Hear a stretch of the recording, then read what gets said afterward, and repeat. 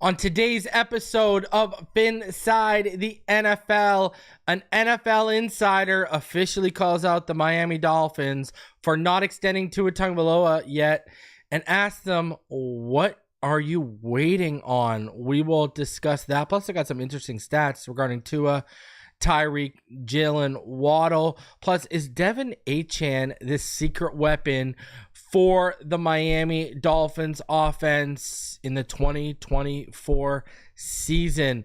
We got a ton to talk about, so do me the favor, smash the like button, subscribe if you're new, and as always, let's get into this.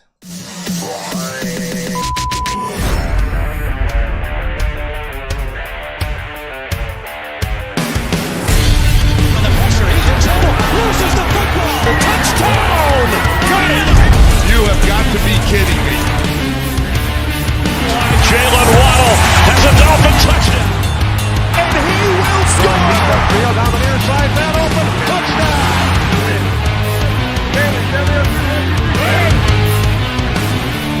The run from Tua Tagovailoa. Touchdown! He's going deep. It's going over the touchdown again.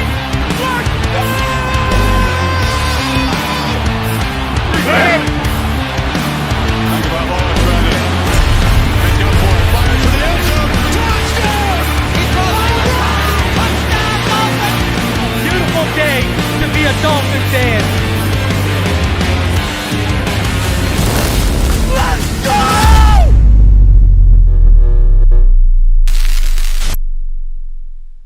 What is good, Fin Nation? What's good? It's your boy Reason. We are back here for another one. Appreciate each and every one of you for coming through on this fabulous Thursday. Remember, I will also be live tomorrow, and I will be giving you my prospect preview of Patrick Paul, Jaylen Wright, as well as Malik Washington, and I will be previewing the offense heading into training camp. So we got a good one for you. Then me and the crew will be live on Sunday for Dolphins After Dark. So make sure you guys check that out.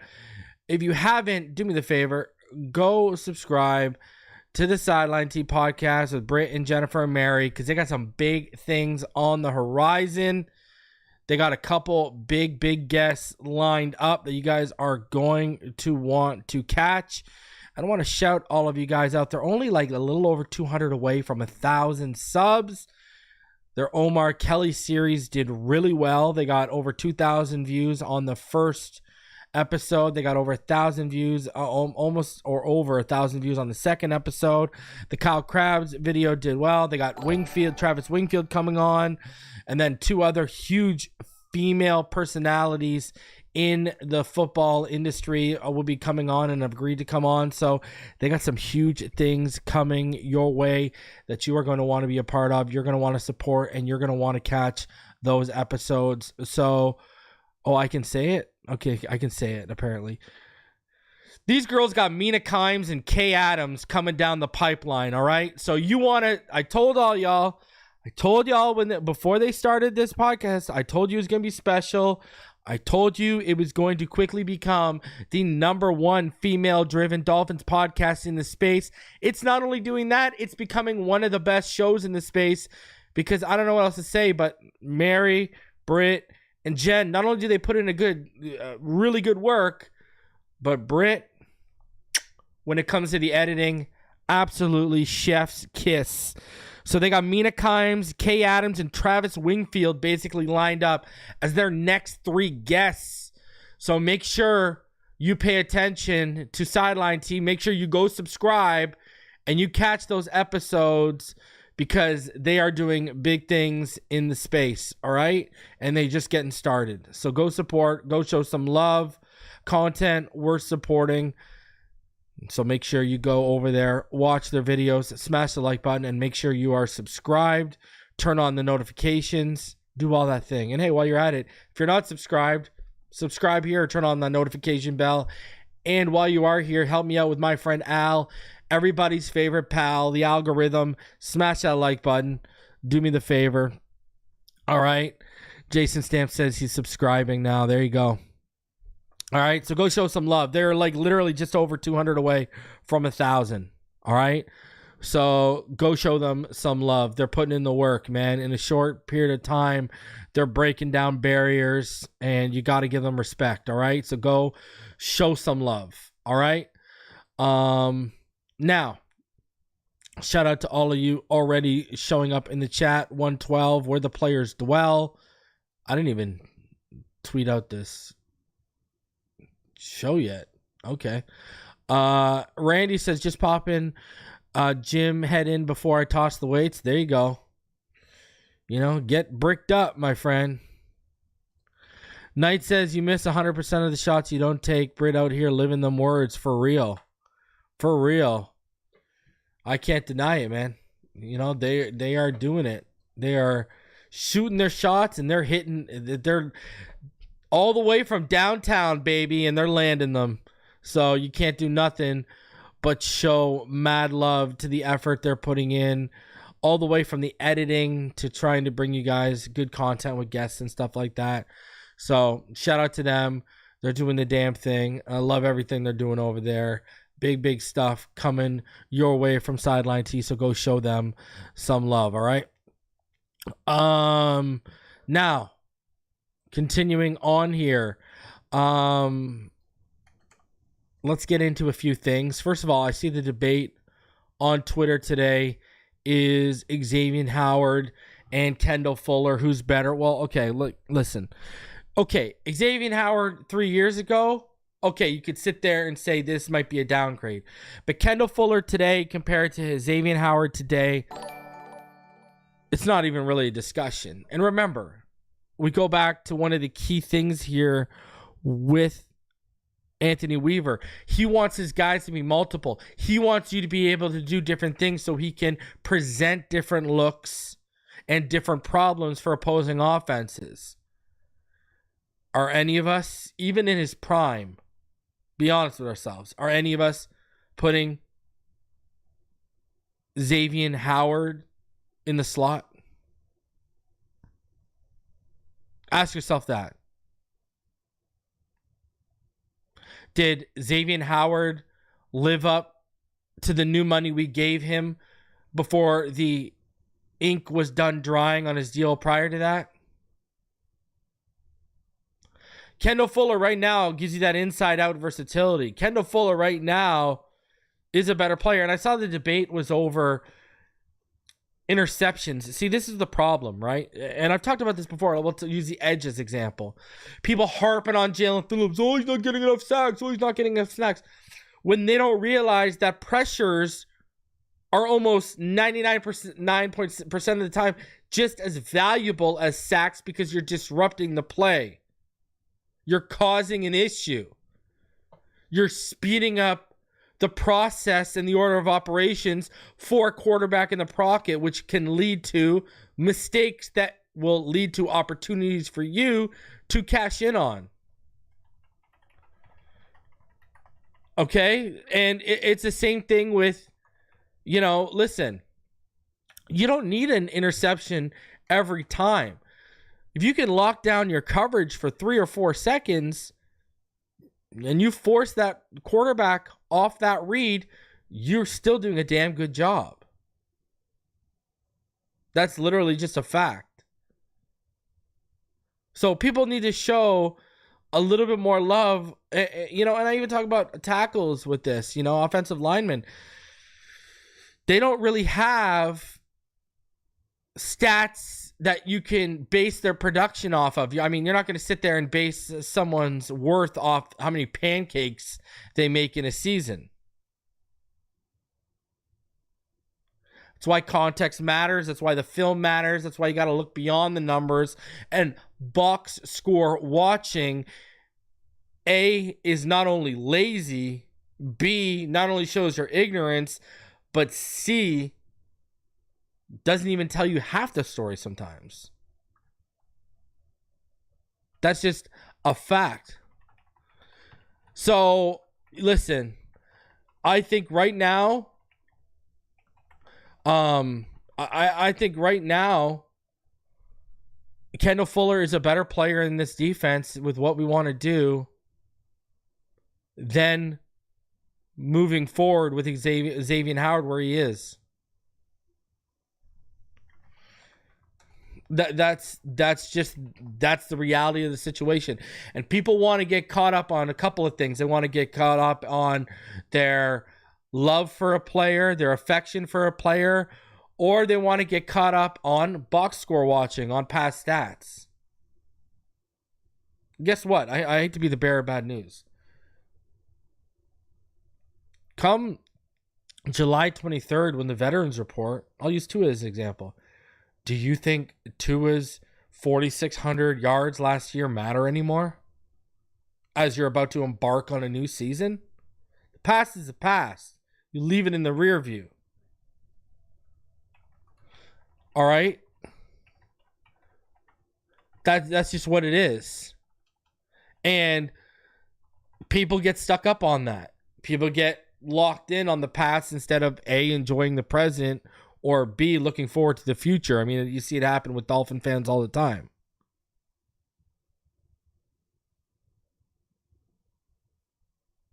So, listen, Kendall Fuller, to me, upgrade with what we want to do. You got Cam Smith waiting in the wings on a rookie deal. You know, I think the future, you got Ethan Bonner and his development continuing. I think the future of the secondary is very bright, especially if you can figure something out with Holland, and we'll talk about that today.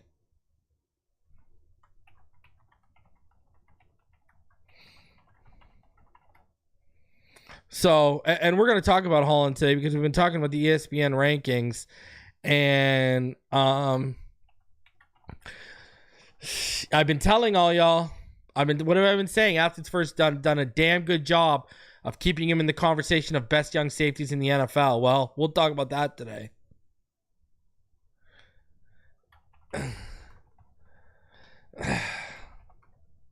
So, all right.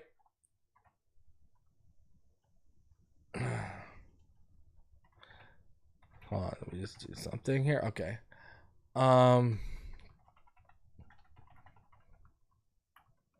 So, another thing I wanted to talk about was Stephen Ross. All right. Stephen Ross has basically, as you guys all know, he's a real estate mogul. That's how he made all of his money, right? And with him, with Stephen Ross, you know, he's starting to make moves in Florida and in the real estate business, more moves than he had. What are we doing here?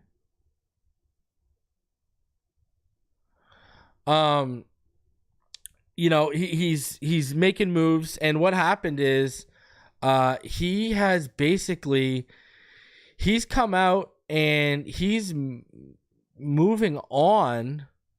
All right. He is moving on from his realty business in Florida. If you look, and I know people see, they tried to basically, what they tried to do was they tried to label this as basically, oh, what's happening is Stephen Ross, you know, is it coming? Is he going to eventually move off? Move off the Dolphins. That's kind of how they've tried to frame it today. And you know, I don't know. It's kind of wild. It's been kind of wild. And what's happening is this. What's happening is, let me see this. Okay, so what's happened is in West Palm Beach, as he continues investing, what's happened is Stephen Ross is stepping down as chairman of related companies, and Related is his company, is his real estate company.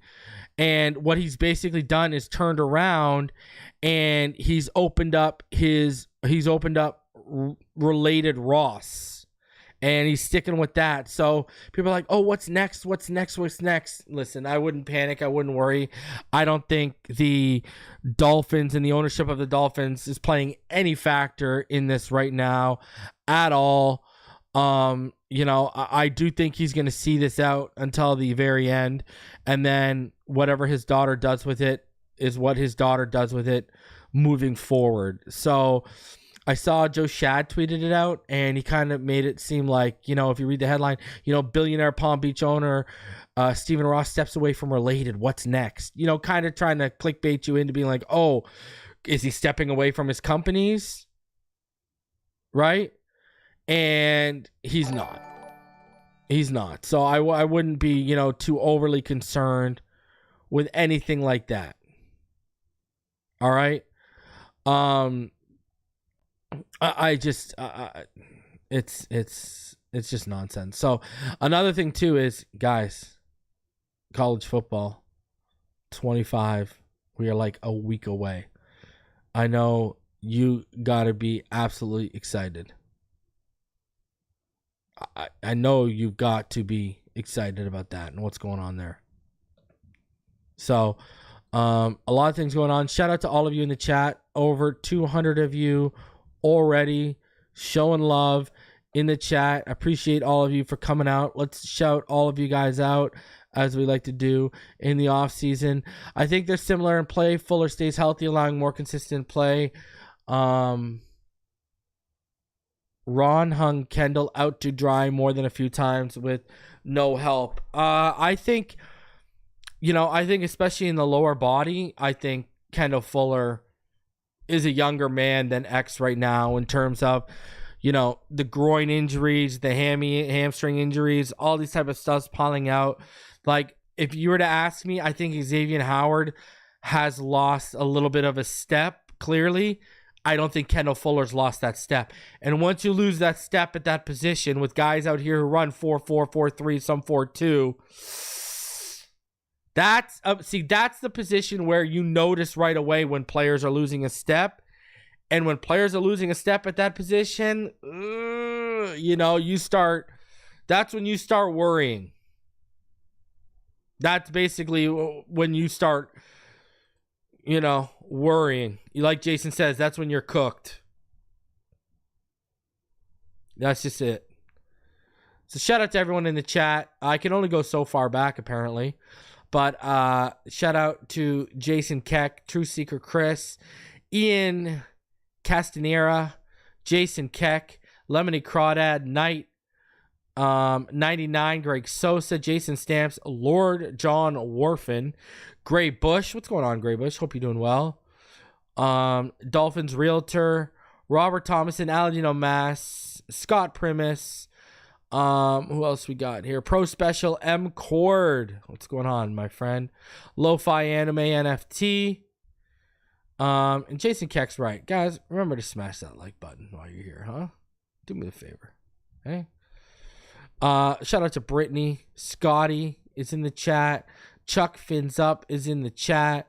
PL. Who else we got here? Junior Ronaldo. Seth Solero, Randy Constance, Dolphin Don Fins in the house, Freddie Cervantes, MG Taxman. I can't go all the way back for some reason. I can't go all the way back to the start of the chat. I can only go back to like halfway through the chat because you guys are just flying through the chat right now. So shout out to all of you guys for showing up, because I know there's a lot more of you in here that even commented. So I want to make sure I let y'all know. I just can't go far enough back right now. That's all. Dolphin Don, Wayne D, Experience, what's going on? Hope y'all doing good. So appreciate all you.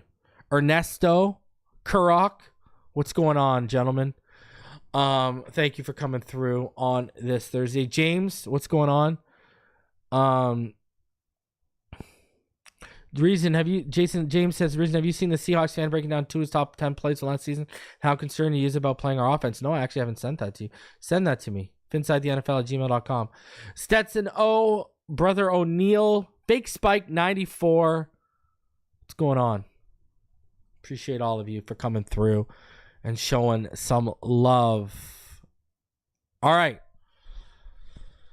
I am going to get into this. 215 of you in the room as the lights flicker. Let's hope the power stays on. I'm going to play a segment for you. It's from, now, I've still shotted the segment because it's FS1 and they demonetize. I've still shotted the segment and I've layered the audio over it. Now, who it is. You guys know who, I assume you guys know who big-time NFL insider Jordan Schultz is. He's been on the Herd lately. If you guys know, he's been on Score, Bleacher Report. He's broken a lot of big news. In fact, Jordan Schultz should be coming on the show this upcoming week. We've been setting it up for like the last 3 weeks. We had one time where we were going to record and it ended up just not working out. So we're going to set something up this week with Jordan Schultz to bring him on the program to discuss Tua's contract, to discuss Tyreek Hill and the money he wants. You know, we're going to be bringing on one of the top insiders when you get outside of the Fowlers, the Rappaport, and the Schefters. We're going to be bringing on Jordan Schultz next week. Hopefully, that's what the plan is for all of you guys. All right. So Jordan Schultz, he was on the Herd with Colin Cowherd, and they were talking about Tua Tagovailoa's deal. Now, this is what Jordan Schultz had to say, and I mean, he's 110% right. So let me play this clip for you, and we'll get into it. They have been searching for a franchise quarterback since Dan Marino. The guy retired 25 years ago. The Dolphins have not won a playoff game since 2000. You're staring at your franchise cornerstone, who's 26 years old, right in front of you. What is the holdup? He's a model citizen. He led the NFL in passing yards last year. He's a Pro Bowler. What are they waiting for? I'm not saying that he's Dan Marino. No. But he is, to me, the perfect instrument for Mike McDaniel. And I think he's still... I mean, was he wrong? Is he wrong? I mean, some things really struck the chord there when he said he's been the perfect citizen. What's the holdup? He's been the perfect citizen for you. And he talks about how big of an instrument Tua is for Mike McDaniel and his offense.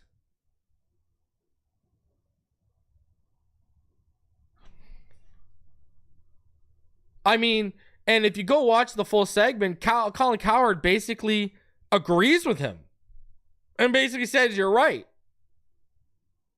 And he brought up the leading the league in passing, et cetera, et cetera. And another sticking point. Again, we've been waiting for Marino since something like this. It is not like we have been the Packers where we, went from Favre to Rodgers to Jordan Love.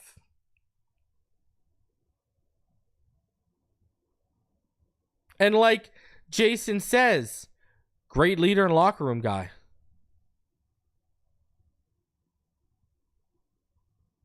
So, man, Jordan Schultz, listen, I hit him up yesterday.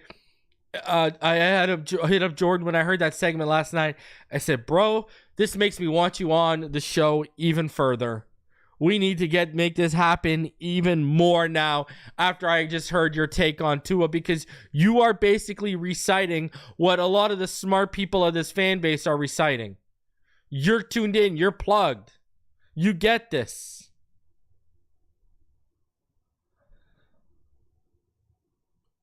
Jordan Schultz is 110% right. 110% right. 110%. And he brought it right to Colin's doorstep, who's been one of Tua's biggest critics. Remember, Colin loved Tua at Alabama. Then he flipped on Tua when he came out of Alabama. And I know why he flipped on Tua. If you want to know why Colin Cowherd flipped on Tua, I'll tell you right now why. Colin Cowherd, when he flipped on Tua, the reason why, he was supposed to set up a podcast with Tua. He actually wanted to do a weekly podcast with Tua Tagovailoa during the season. Now you see a couple quarterbacks do it, et cetera, et cetera. Tua was originally in, and then Tua basically backed out and said, I'm good. I'm backing out. I want to focus on getting healthy because this is rookie season. I want to focus on getting healthy. I want to focus on learning the offense, and I want to focus on becoming what I need to become. Cowherd took that personal. That's basically where this all comes from. Colin Cowherd wanted to start a podcast with Tua Tagovailoa that was going to be weekly during the season. Tua originally agreed, and then when it became clear what Tua was going to need to do to get healthy, get on the field, and perform at a high level, and the work he was going to need to do to put behind the scenes in terms of studying the playbook, learning the offense, he backed off and said, no, I got to focus on my team. I got to focus on my teammates. I can't do this. And Cowherd basically took it personal. That's literally what it is. Shout out to Britton Watkins. He says, I don't comment much, but as a disabled vet, I just want to say you keep me company a lot without even knowing. Thanks for the mental support. Fins up. Man, Britton, listen, I'm always here for you, man. Phinside The NFL at gmail.com is my email. You need someone to talk to. You need someone to vent to. Brother, hit me up in email. We can exchange info, et cetera, et cetera. You listen, it goes deeper than what I do up here on your screen, man. I'm here for you if you need me. Just know you're like, not just me. There's over 250 people in the chat right now, and the number's rising. You're not alone, brother. We got you. Thank you for your service. Thank you for, putting your not only your body, but your mental health on the line through your service. There's not many more greater sacrifices someone can make than that of what you guys have to do for your country. So I appreciate you. Thank you for the support. And just know you are not alone, my friend. All right? We are always here for you. The chat's always here for you. All right? And don't be a stranger to the chat. I know you said you don't comment, but hey, don't be a stranger, all right? Don't be a stranger. So, much respect and salute to you, sir. Thank you for trying to make this world a better place with your sacrifices. I appreciate you, sir. All right? And this is coming from a Canadian. So, it's genuine. But I appreciate you, sir. Now back to Jordan Schultz, and what he said about Tua. There's nothing you can really say and disagree with. There's literally nothing you can say and disagree with. And I like that he's calling out. What are you waiting for? What is the holdup? What are you gaining by waiting a little bit more? Either you're going to end up caving anyways, or you're going to piss off your quarterback.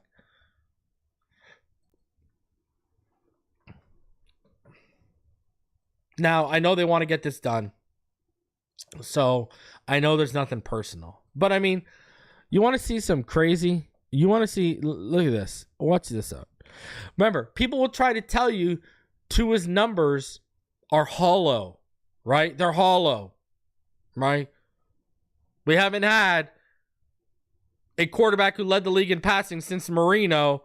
We haven't had a quarterback make the starting Pro Bowl roster since 1995. But all that stuff is hollow, right? That's you know what that is? That's their way of saying, oh shit, I told all of you he couldn't do this type of things. Now that he's done it, let me find a way to discredit it. That's what that is. Okay? Number one. Number two, let me show you this. If this doesn't punch you in the mouth, I don't know what will. Here's a list of quarterbacks, and this is from Front Office NFL, a list of quarterbacks who have been the NFL season leader in pass yards per attempt, and passer rating at least once in his career since 1980. Dan Marino, Peyton Manning, Kurt Warner, Tom Brady, Drew Brees, Phillip Rivers, and would you look at that? Would you look at that? Tua Tagovailoa.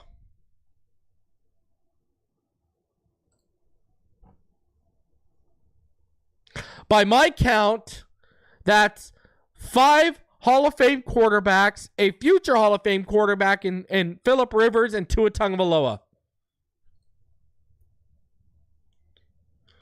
So what's the excuse for this now? Because I didn't even know this. We're talking about rare air here that he is breathing. Look at the company he's keeping.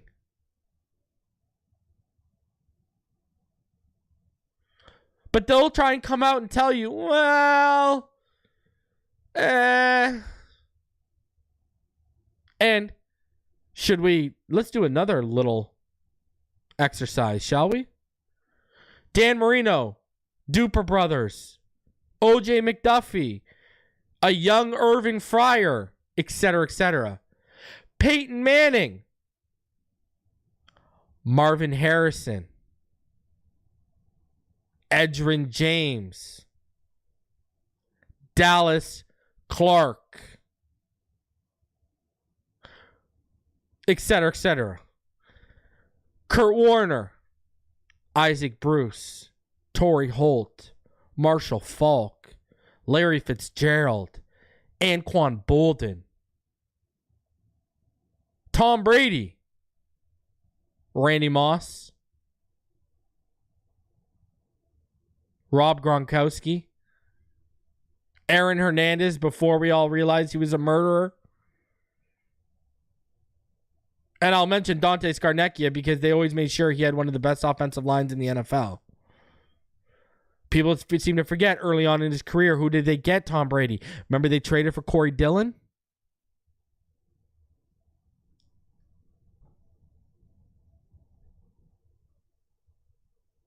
You see where I'm going with this? Do you see where I'm going with this? We know the weapons Drew Brees had. We know the weapons Phillip Rivers had, from LaDainian Tomlinson to the receiving core he had. I mean, go look at the numbers Keenan Allen and those guys put up with Phillip Rivers. Drew Brees, look at the numbers Michael Thomas put up with him. Right? He had Reggie Bush, Deuce McAllister. Not one of these guys on this list has done the feat you are seeing at the top there with nothing but jabronis around them. So this whole notion that, oh, this guy needs weapons. Yeah.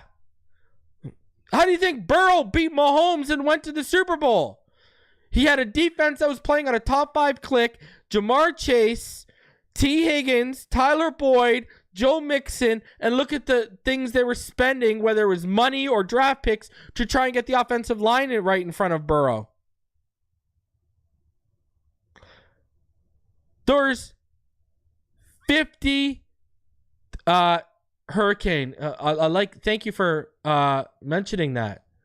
I love it. These guys set themselves up and I knock it out of the park. All them QBs don't fold as much against tough teams though also. My friend, Peyton Manning took, 6 years to win a playoff game?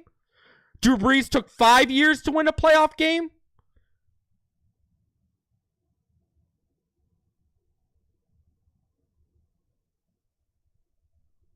Again, Peyton Manning took 6 years to win a playoff game, and he had Edgerrin James and Marvin Harrison and stuff.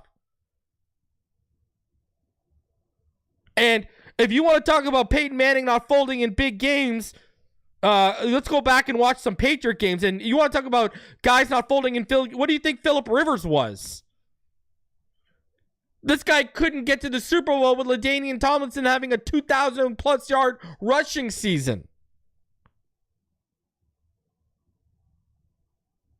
And again, Drew Brees, they literally sent him packing from the Chargers. He got sent packing from San Diego. Because why? What happened? Didn't win a playoff game in his first 5 years.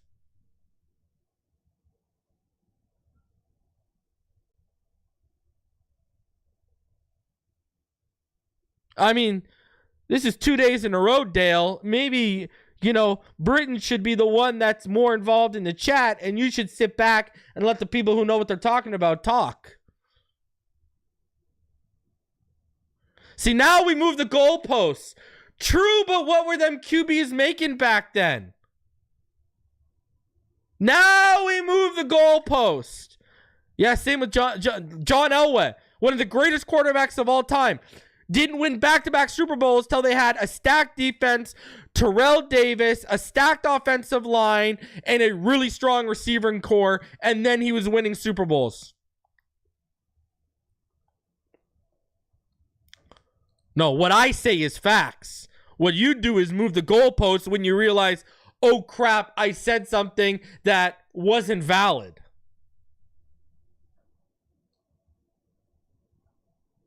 Or I said something that there's more holes in it than a slice of Swiss cheese. That's facts. And what are you talking about? Dan Marino never won the Super Bowl. Never went back to the Super Bowl after the 80s. And in the 90s, he became the highest paid NFL player ever. What you're trying to do is you're just throwing inflation out the window.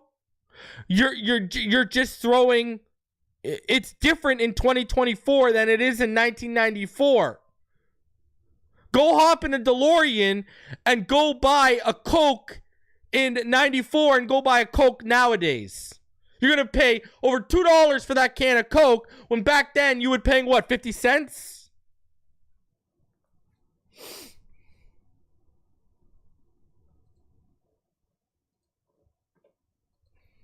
Just saying.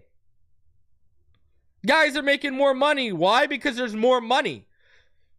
How much were DTs making back in the 90s and in the early 2000s, in the mid 2010s? They weren't making $27 million. A la Christian Wilkins. That's just a weak attempt to move the goalpost. Weak attempt. Weak attempt. Because it was a totally different financial landscape.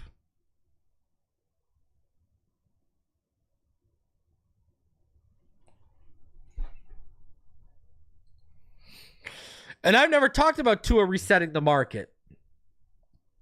What I've told all you guys is Trevor Lawrence, who's 12th to 15th best overall, has messed everything up. And it all started with Deshaun Watson. All you guys who wanted to make the move for Deshaun Watson, and he got all that dumb guaranteed money, and you've seen the result they've gotten from giving him all that guaranteed money.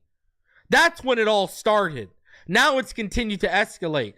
And let me tell you, do you really care? First of all, it's not your money. Second of all, you really going to stay up at night with Tua making an annual average of $56 million a year, let's say? No. Because again, that number don't mean jack, bo, diddly. What matters is the true guaranteed money. And again, this isn't about Jacksonville making a dumb move. This is where the market is heading. Jordan Love is going to fall in that same range. Dak Prescott is going to fall in that same range into a beat. Win and get in situation on Christmas. Dak Prescott's aiming for $60 million a year. This is what the market is. Because I've been telling all of you for fucking months. It went up $30 million this year, and it's expected to go up at least $30 million a year over the next 3 years. That means this thing, the cap is currently $255 million. We are going to be sitting here in 3 years, and this cap is going to be around $345 million. So what? You expect contracts just to not inflate? You expect them to stand still so the owners can put more money in the pocket and the players aren't going to come out and say, give me a piece of that? It's not how business works. Like, I can tell some of y'all are, have never worked in management in your life. Have never worked with on the business side of numbers in your life. Because all markets go like this. Big financial institutes, accountants there get like at least a 10% raise almost every year. And that's just normal. If the shares and the stocks are doing better than normal, that could be up to 15%. How do I know this? Because my wife's an accountant.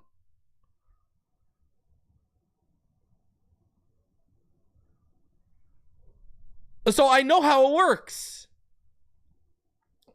Why? Because you also have to account for what? Cost of living.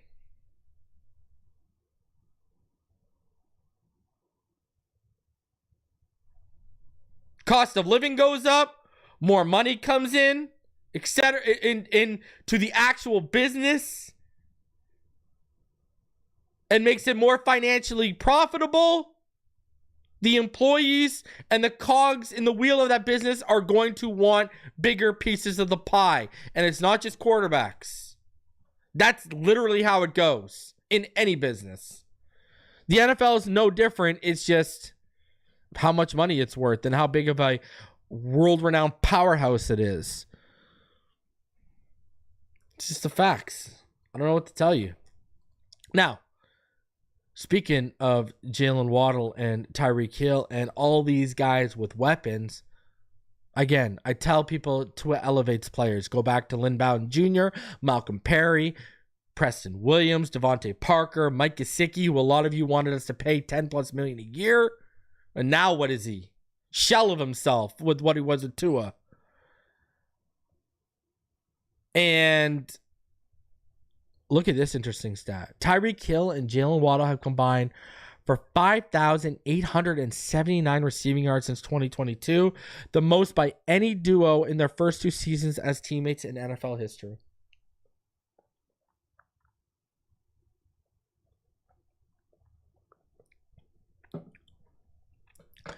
Yes, sir.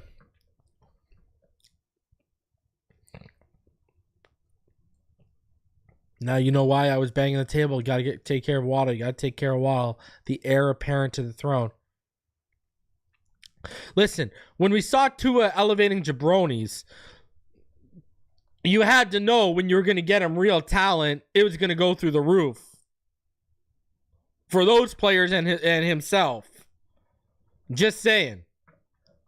And they are living, walking embodiments of that. So shout out to Tyreek Hill. Shout out to Jevon Holland. I've said this before, I'll say it again.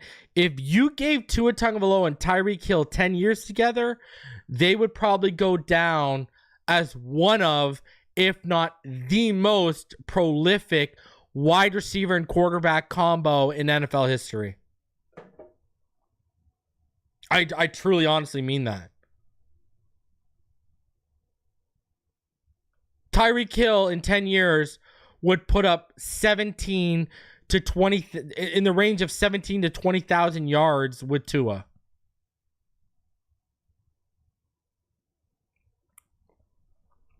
That's literally what it is. That's what they're on pace for.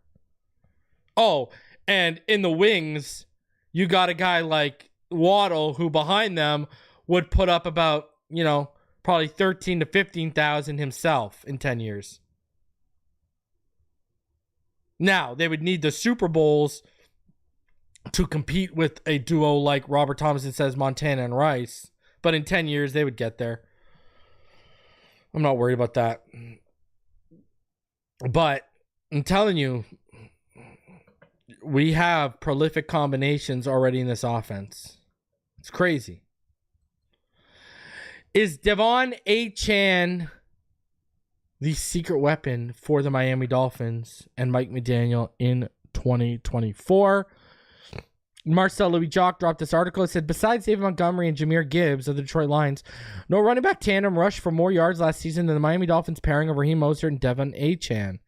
Mostert turned in the first 1,000-yard rushing season of his career in 2023, with Achane rushing for 800 yards while averaging a league-leading 7.8 yards per carry. Both players return in 2024 to a running back room that also has veterans Jeff Wilson Jr. and Salvon Ahmed and rookie Jaylen Wright, for whom the team traded up to draft.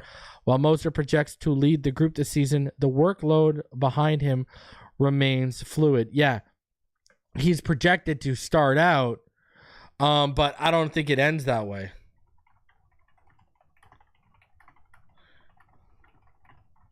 I don't think it ends that way at all. I think Achane or Jaylen Wright locked down that running back one spot. You wouldn't be doing justice to the entire group if you're trying to crown this person or that person, Mike McDaniel said, but the whole group, pretty much led by Raheem, it is of quality and depth as good as I've been around, and I've been around a lot of good groups. I think that I have spent literally zero time trying to forecast that room because I recognize supreme competition when I see it, and the great news is instead of saying what I believe or forecast, I get to just watch and allow the players to determine that for us. Mike McDaniel said he hasn't spent time trying to forecast the room. He'll have plenty of time this summer to scheme ways to get them all involved. Achane in particular is a player for whom the third-year coach may need to get creative with this season. Achane led all Dolphins running backs with 37 targets and 27 receptions last season, turning them into 197 yards and 3 touchdowns. According to Next Gen Stats, the average depth of his 163 routes last season was 2.2 yards from the line of scrimmage. Expanding his route tree could create opportunities for him in the passing game in 2024. Whether through the air or on the ground, getting Achane the ball in space is a priority for the Dolphins. Last season, he led all running backs in average speed at the line of scrimmage at 12.2 miles per hour, according to NFL Next Gen Stats. His 21.93 miles per hour also led running backs, and only Christian McCaffrey recorded more rushing yards over expectation than Achane's 279. I think it's an important offseason for him because you were just really hanging on by your coattails as a rookie in this league. In general, McDaniel said, year 2, you kind of let everything settle, understand how much more of the whys of everything that you do, and for him, the more he can understand within the offense, the more ways he can get the ball. He's had outstanding ball production, some of which I know he feels specifically that there's more out there from the opportunities he had last year, and then being able to find different ways to get people the ball, whether that's different types of pass routes, whether that's different types of run schemes that you can get comfortable with. All those things, more ways to be at the point of attack to play within this offense. That's what this offseason really provides for him. Miami also figures to get Wright involved, considering it traded a 2025 third-round pick to select him in the 4th round this year. The Tennessee product ran a 4.38 40-yard dash prior to this draft, and 7 yards per carry, ranked 2nd in the FBS last season. Wright visited the Dolphins during the pre-draft process and spent time studying their offense. He said he feels tailor-made for McDaniel's scheme. Just the way that they create space for running backs, space for everybody, Wright said. They got the receivers to spread everybody out to make the defense drop back in coverage and stuff like that. That just makes it better for the running backs. Just the system and everything we do, I feel like it's a perfect fit for me. Wilson and Ahmed appear to be the odd men out in the room, but both players can solidify roster spots with a strong training camp, something Ahmed has done in each of the past 2 seasons under McDaniel. After finishing 31st and 25th in rushing attempts and yards, respectively, in 2022, the Dolphins recommitted to the run game in 2023 and recorded the 6th most rushing yards in the league last season. With even more talent added to their running back room in 2024, expect a similar commitment to the run game. You know, it's scary. It's scary when you look at the talent, how they've upgraded the running back room by adding Jaylen Wright. Then they turn around and they upgrade with OBJ, with Malik Washington and Tajay Washington in that receiver core, and Jonnu Smith in the tight end room. Man, there are going to be a lot of yards gained by this offense on the ground and through the air. It's going to be something to watch and behold. Let me tell you that. It's just a plethora of talent. Jason, how mad would I be if Ahmed is made running back 4? I think that's going to be Jeff Wilson Jr. I think Ahmed's going to be the odd man out. That's how I think this goes. I think they carry 4 plus Ingold, and Ahmed is your odd man out. That's how I perceive this all going down. And that's what I'm at least expecting. So, we got over ESPN rankings the last couple days. And one thing I've talked about constantly is athletes' first ability to keep Jevon Holland's name in the media. Now, I know there's a lot of people in this fan base who are split on Jevon Holland. Some think he's underperformed to expectations. Some think, he's done enough to earn an extension already. Now, I don't think a lot of people take into account just how injured he was last year, with 2 hurt ACLs, et cetera, and they don't understand how much that truly affected his ability on the field. That said, ESPN came out with their latest positional rankings done by executives, coaches, and scouts, ranking the top 10, and they did safety. And this is what happened. So, at number 1 was Antoine Winfield Jr., who was number 10 last year. What a jump. And remember, go back to the 2020 draft, right? There was 3 players I wanted us to draft in that first round, right? I wanted us to take Tua, Wirfs, and Jonathan Taylor. Now, the other player that I said I wanted us to take if we didn't take Jonathan Taylor at the end of the first round was who? Me and EM Dolphin fan were pushing that Antoine Winfield Jr. train, right? And we thought that would almost be certainly a lock because, Brian Flores was on record as being an absolute huge fan of Antoine Winfield Sr. And, when you look at where we were at, safety-wise back then, it was a glaring need, but they took Noah Igbenogany. What a terrible, terrible pick that was. Thanks, Brian. Number 2, they got Kyle Hamilton. Last year, he was unranked. Why does that matter, and why am I highlighting that? Because under Mike McDonald and that boy Anthony Weaver, look at the jump your boy Kyle Hamilton made. Just saying. Just saying. Number 3, Jesse Bates. Number 4, Minka. Another Chris Greer hit. And number 5, Jevon Holland. Last year, he was number 5 as well. Holland has registered a top 5 finish in back-to-back years thanks to his impressive savvy and instincts. The ball production isn't elite with 5 interceptions and 21 pass deflections in 3 seasons. He's going on his 3rd defensive coordinator in 3 years, but he publicly expressed happiness with Anthony Weaver being the new coordinator who perhaps can unlock a signature season from Holland. He's got versatility to play the post, match up in man coverage, blitz, and is still young and ascending. An AFC executive said about why Holland is his number 1 safety. Because you can see, he got votes for number 1. He got votes for 9 too, right? He was not voted outside of the top 10. And he's got added value and return ability. Holland had 16 punt returns for 110 yards in his first 2 seasons, and he's returned 163 yards off 5 career interceptions.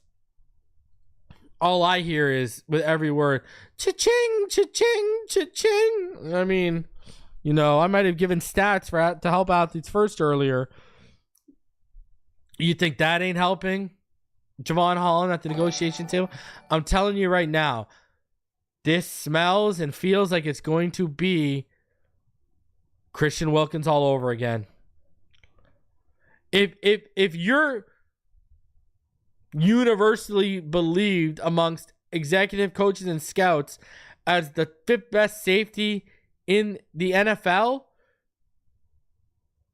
you either got to put up the bag this year, or if he goes out and he balls out Andrew Weaver, balls out under Anthony Weaver, what do you think he's going to come for that Winfield? I told all y'all. I told each and every one of you he's coming for that Antoine Winfield number. You can bet your last bottom dollar in your bank account. He's coming, baby. I'm telling you right now. Now, everyone knows Jevon Holland's one of my biggest man crushes since I started doing this, and, he's up there with Achane, Tua, Waddle, et cetera, et cetera. Another guy who was talking about a year before we drafted him. And listen, I might be able to give myself a pat on the back when this guy gets paid. But I'm telling you, AFC and NFC teams are going to line up to pay this guy. For all you wondering, Justin Simmons finished 11th. He was the first honorable mention because I know he's still out there and people are wondering. But be prepared. Remember, the franchise tag is like $18 million to begin with. So at minimum, he's coming for that franchise tag. Antoine Winfield broke the $20 million barrier. So if the franchise tag is $18 million and Antoine Winfield beat the $20 million barrier and Holland is considered right there by scouts, executives, and coaches around the league as well as internally, that don't bode well for the pockets of the Miami Dolphins. I'm just saying.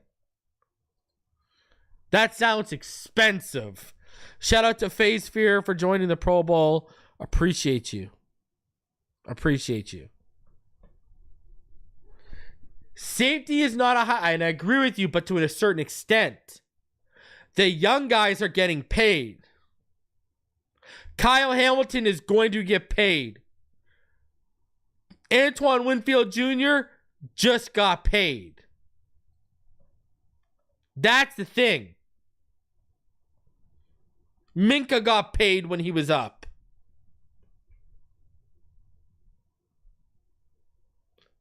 Remember, Jevon Holland's only 24.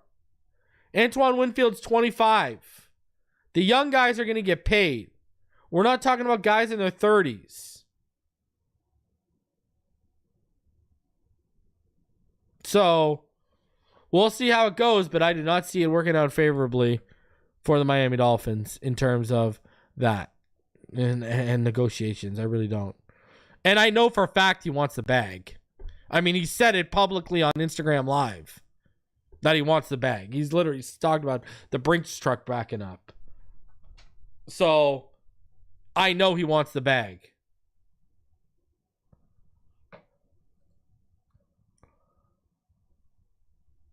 Is what it is.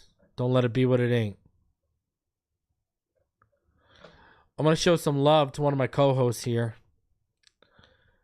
Talk of Fame 2, state your case. State your case. Canton's clock is ticking on tackle Richmond Webb. 2 years ago, the NFL's all-time sack leader, Buffalo Bills defensive end Bruce Smith, was perturbed when tackle Tony Baselli was inducted into the Hall of Fame. But it wasn't so much Baselli who got under Smith's skin as it was his advocates. It seems that when they wrote articles praising Baselli or tapped into social media, they mentioned how the Jaguars tackle dominated Smith in a 1996 playoff game, and Smith wasn't happy about it. A large part of the campaign to promote Tony Baselli into the Hall of Fame, he wrote on his official Instagram, seems to hyper-focus on a single successful performance he had against me in the 1996 playoff game, referring to the Jags' 30-27 AFC wildcard win in Buffalo. On the one hand, Smith said, I'm quite flattered to be considered the gold standard by which another player's game can be measured to determine the qualification to the Hall of Fame. There was more, but let's just say Bruce was not Baselli's biggest fan. So whom did he favor? Well, the list starts with another left tackle, Richmond Webb, who spent the bulk of his career with the Miami Dolphins. In 1999, Bruce Smith told the South Florida Sun-Sentinel Webb was the perfect stature for an offensive tackle, especially a left offensive tackle. And he went on to say he considered Webb in the elite category as far as offensive linemen are concerned. No surprise there. 6 years earlier, he told the Miami Herald he's the best there is right now at the position. He's the prototype. Consider that high praise. Smith is not one to hand out compliments, but his admiration raises an obvious question. If Webb was that accomplished, why hasn't he gained much, if any, support from the Hall of Fame's board of selectors? I mean, if Baselli's performance against Smith was a factor to some degree in his election, shouldn't Webb's decade-long success versus Smith aid his case? It should. After all, what is sauce for the goose should be sauce for the gander. But to date, Webb has never been a Hall of Fame semifinalist, much less a finalist, where Cannon's career is presented and discussed by the Hall's board of 50 selectors. And that's perplexing. Webb had a career on par with not only Baselli, but others enshrined in Canton. But it's also disturbing. Webb has only 3 more years as a modern era candidate before disappearing into a seniors pool that's so deep with Hall of Fame qualified talent candidates that over 50 all-decade choices are waiting to be discussed.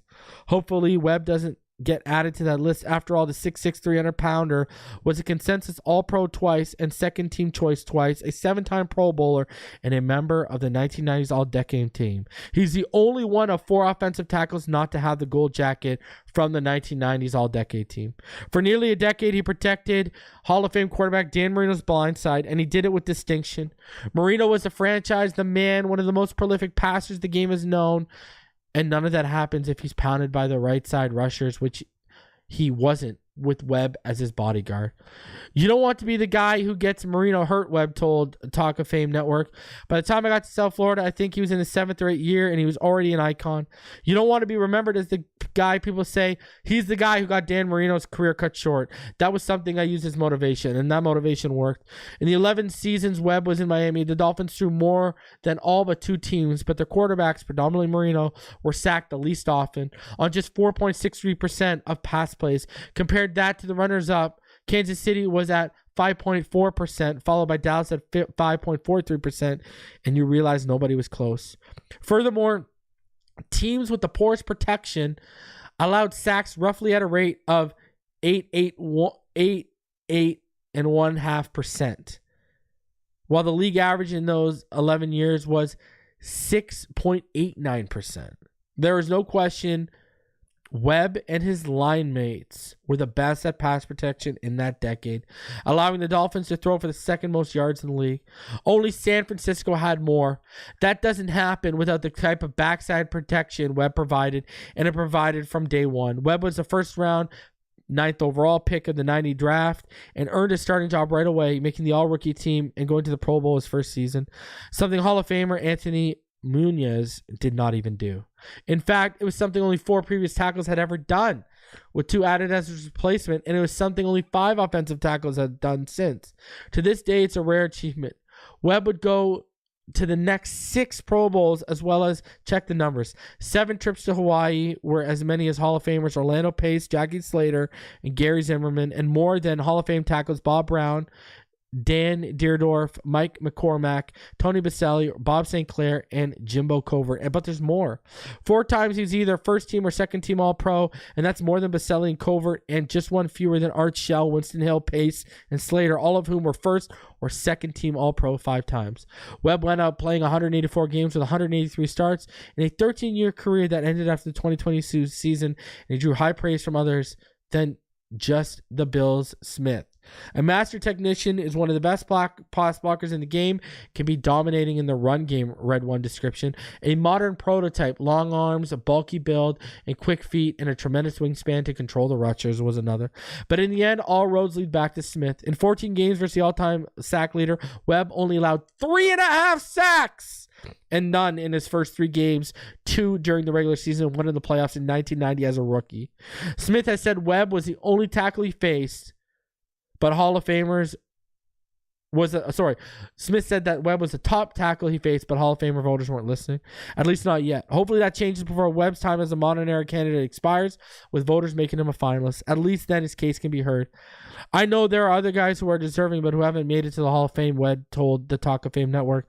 So if it happens, good. If it doesn't, I'm good. But in the back of my mind, I know I played at that level. Yes, he was very good, very good. And that should be in front of the minds of Hall of Fame voters. Listen, I don't ask much of my community, but I'm going to ask you this.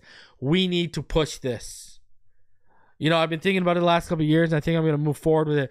We need to get shirts made. And we need to show up to Canton next year if he isn't voted in. And we need to show up in troves.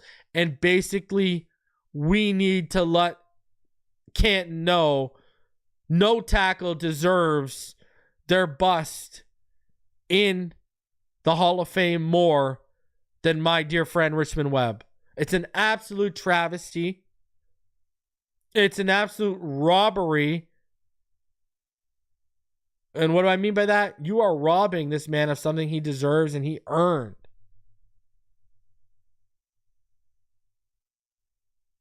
You cannot talk, listen, you cannot talk about the tackle position, let alone the tackle position in the 1990s, without talking about Richmond Webb. That's a fact. He's one of the greatest to ever play the position, if not the greatest to ever play the position. You literally cannot discuss that position, especially the 1990s, without Richmond Webb being at the forefront of that discussion.